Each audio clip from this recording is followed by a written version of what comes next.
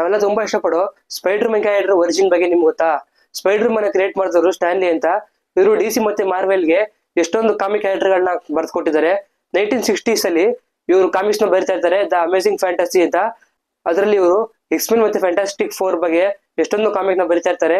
ಆಗ 1962 ಅಲ್ಲಿ ಇವರು ಐಡಿಯಾ ಬರುತ್ತೆ, ಟೀನೇಜರ್ ತರ ಕ್ಯಾರೆಕ್ಟರ್ ಇರಬೇಕು, ಮನೆಯಿಂದ ಮನೆಗೆ ಆರೋ ಮಂಚ, ಗೋಡೆ ಮೇಲೆ ಹಂಗೆ ಅಂಟ್ಕೊಳ್ಳೋ ಮಂಚ, ಆ ತರ ಒಂದು ಕ್ಯಾರೆಕ್ಟರ್ ಬರ್ಬೇಕು ಅಂತ ಅನ್ಕೋತಾರೆ, ಸೂಪರ್ ಹೀರೋ ತರ.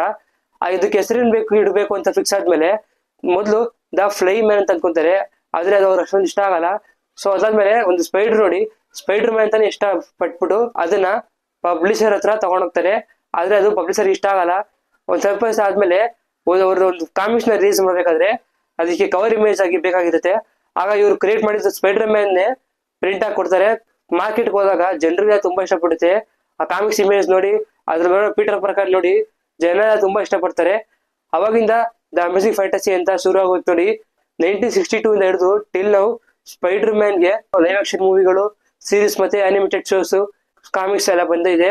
ಸ್ಪೈಡರ್ ಮ್ಯಾನ್ ನ ಒಂಥರ ಫೇಸ್ ಆಫ್ ಮಾರ್ವೆಲ್ ಅಂತಾನೆ ಕರೀತಾರೆ. ಸೊ ಈಗ ನಿಮ್ ಫೇವರೇಟ್ ಕ್ಯಾರೆಕ್ಟರ್ ಸ್ಪೈಡರ್ ಮ್ಯಾನ್ ಅಂತ ಹೇಳಿ ಟಾಬಿ ಮೆಗ್ವೈರ್ ಅವರ, ಆಂಡ್ರೂ ಗಾರ್ಫೀಲ್ಡ್ ಅವರ, ಇಲ್ಲ ಟಾಮ್ ಹಾಲೆಂಡ್ ಅವರ ಅಂತ ಹಾಗೆ ಕಮೆಂಟ್ ಹಾಕ್ಬಿಡಿ.